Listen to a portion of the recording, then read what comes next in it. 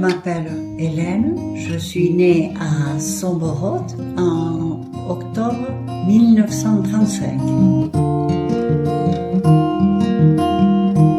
Tu fais 3 années à Paris avec l'envie folle surtout de ne pas faire le reste de ta vie à Paris et de revenir ici. Oui. Mais comment est-ce que tu le prévois finalement de revenir ici? Pascal avait déjà commencé à m'écrire. Ton mari? Oui, mon mari avait commencé à m'envoyer quelques lettres et puis bon, petit à petit et... Donc là, c'est à 19 ans que tu reviens. Presque 20 ans, oui. Et comment tu rencontres alors Pascal? Il était venu me chercher là où j'étais placée. Au Serein, on s'était donné rendez-vous. Donc tu le connais depuis quand exactement? Je le connaissais déjà jeune homme. Et toi, tu avais quel âge? J'étais toute jeune, à 18 ans, 16, 17, 18 ans que je le connaissais. Ah oui, d'accord. Oui, oui. Et déjà, vous fréquentiez? Non, mais lui, il était très attiré par moi. Et c'est ce qu'il m'a toujours dit. Et donc? Je lui plaisais beaucoup, alors bon, et puis voilà. Vous vous êtes écrit pendant longtemps quand tu étais à Paris? Oui, écrit, oui. Ça, oui, on s'est écrit longtemps.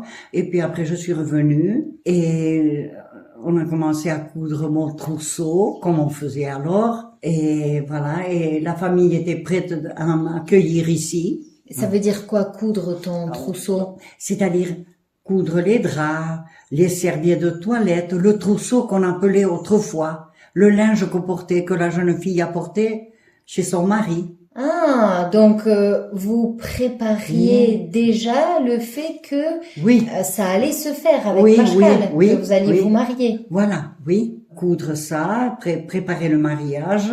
Et ça, combien de temps après ton retour au Pays Basque? Oh, 2-3 mois après, oui. Ah oui, c'était rapide. vite. Oui, c'était rapide.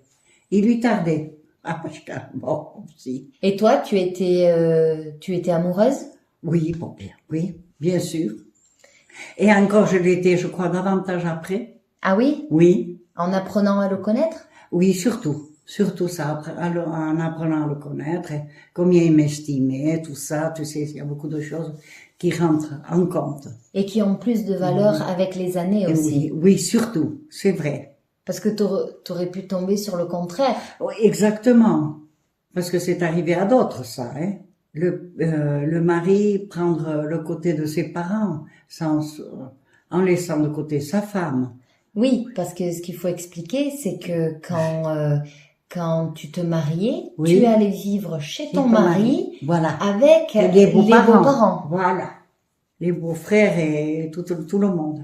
Donc toi, tu es arrivé à Béguios, donc chez ton mari Pascal. Oui. Alors que tu habitais à Somborot, alors on n'est pas loin, hein. Non, on est à quelques kilomètres.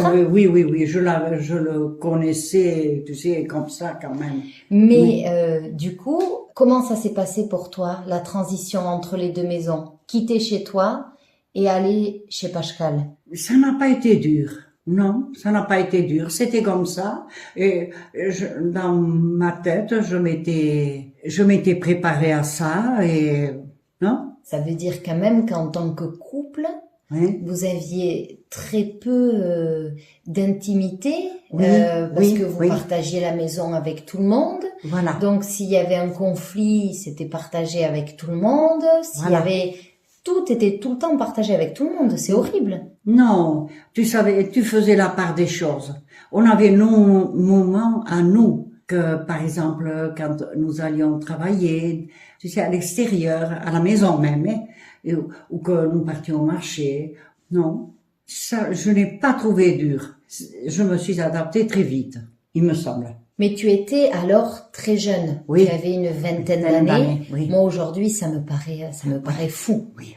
Et tu en avais à l'époque, qui se mariaient comme ça très jeunes. Mais oui, c'était plus commun à l'époque que ça l'est aujourd'hui. Oui, c'est vrai. Mais par exemple, donc tu es passé d'une vie d'enfant à domestique, à te marier. Est-ce que tu as trouvé facilement toujours ta place, ton rôle, etc.? Je crois que oui. Oui, ça ne m'a pas manqué. J'ai su faire la part des choses. J'ai été habituée tellement jeune aussi à travailler à l'extérieur et non, ça ne m'a pas coûté ça. Pascal, sa mère parlait très facilement et ma belle-mère, elle parlait, elle était parfois très dure, hein, mais elle n'avait pas à me toucher Ou t'embêter. Non, ah ça non, il était là pour me défendre. Hein. Oui, pour ça, j'ai eu beaucoup de chance. Oui, donc il avait même de l'autorité face à sa propre mère. Et comment? Oui, beaucoup. Ce qui n'était pas le cas de tout le monde, de Non, ce que tu dis. non. Il y en a qui, le mari aurait pu prendre le parti de sa mère, ou c'est arrivé aussi, hein, ça arrivait. Ah, bon, maintenant, tout le monde vit chacun chez soi, c'est pas pareil. Mais autrefois, tu avais beaucoup de cas quand même. À peu près toutes les familles vivaient tous sous le même toit. C'est extrêmement jeune. Oui, c'est très jeune. Maintenant, à l'époque, il y en avait. Et moi, je me sentais, tu sais, très mûre, très femme. Hein. Ah oui, j'étais sûre de moi. Ah oui? Oui, même à cet âge-là. C'est vrai que j'étais partie travailler chez les uns, chez les autres, tellement jeune. J'avais connu tellement de choses jusque-là qu'après, bon, c'était normal. Ça ne m'a pas coûté. À quoi ressemblaient tes journées à ce moment-là, finalement, quand tu étais en train de construire ton propre foyer? Élever mes enfants, m'occuper beaucoup d'eux, la nourriture, la faire la meilleure possible, m'occuper des bêtes et des Pascal aussi. Pour ça, il avait toujours, pourtant j'étais jeune, confiance en moi, parce que quand il y avait des bêtes à vendre, comme Maquignon, autrefois ça se faisait comme ça, venait à la maison, il n'aurait jamais vendu une bête sans venir me dire, il me donne tant, qu'est-ce que tu en penses? Tout le temps, il a eu ça. Il me donnait ma place dans la famille. Tout le monde ne l'a pas eu, hein, je t'assure, ça, quelquefois ça a été dur, ça. Qu'est-ce que tu as le plus aimé chez ton mari et qui était le plus important pour toi? Je crois la fidélité, s'entendre, même pour l'éducation des enfants et tout ça. Est-ce que vous communiquiez dans votre couple, vraiment? Oui, en tout et pour tout, et l'école des enfants et tout. Et en dehors des choses pratiques et de la logistique d'une vie de famille, vous parliez d'autres choses, des discussions plus philosophiques parfois? Oui, oui. Surtout lui, il aimait, tu sais, un petit peu aller sur la lune. Tout ça, il était très intéressé par tout ça, lui. Qu'est-ce que tu dirais qui est la clé de réussite d'un couple qui a duré autant d'années que le vôtre? Parce que finalement, vous avez passé combien d'années? Je ne sais pas, plus de 50 ans dans tous les cas, hein.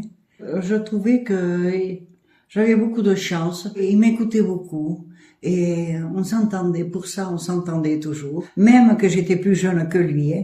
Combien de fois je lui ai dit, je suis plus raisonnable à mon âge que toi. Hein. Encore, je lui disais. Mais ça, c'est typiquement féminin, non? Oui. Les femmes sont éduquées peut-être plus strictement que les hommes et donc grandissent plus vite aussi. Voilà. Et puis l'exemple de la famille, et tout ça, ça compte. Est-ce que tu as réussi à fonder l'environnement familial que tu avais envie d'avoir? Oui, j'étais heureuse avec ce que je faisais. Et pour ça, j'ai senti que dès le départ, mon beau-père, il m'adorait. Combien il était gentil. Elle était tout à fait différente, mais je l'écoutais pas. Tout le monde la faisait taire et, tu sais, tout le monde prenait mon parti. Ça. Quelle chance! Oui. C'est vrai que au bout de tant d'années après, je me dis, mon Dieu, la chance que j'ai eue, c'est vrai que ma vie est passée très facilement comme ça. Très facilement. Bon, on a eu des hauts et des bas. Les sous qui manquaient. Jusqu'à qu'il y ait la sécurité sociale. Ouais. Qu'est-ce qui était le plus grand conflit de votre couple? Qu'est-ce que ça peut être, je dis? La soupe, qui avait un goût différent tous les jours? Ça, il fallait qu'elle soit bonne. Mais bon, ça bouffe, je ne vois pas. Tu sais, même pour l'éducation des enfants, ça a marché. Quelquefois, il faut savoir aux hommes aussi leur parler de leur côté et faire le contraire aussi. C'est-à-dire? Leur dire qu'ils ont raison, mais faire un peu ce que tu veux aussi, toi. Est-ce que tu as un exemple? Non, c'est ça, je cherche ça. Donc tu l'as roulé dans la farine, le Pascal, quoi. Il croyait pas, hein. Je croyais très fort. Mais en fait, derrière, c'est toi qui tirais toutes les ficelles du jeu, quoi. Oui. J'ai tellement à apprendre de toi. Oh, ma pauvre. Non. votre instruction, les appareils que vous avez. Et écoute, je suis étonnée même. Comment vous arrivez à faire tout ça? Ça nous rend pas plus intelligents, hein? Non, peut-être pas, non. Plus fort, plus. Pas, je ne dis pas pour toi, hein, surtout pas.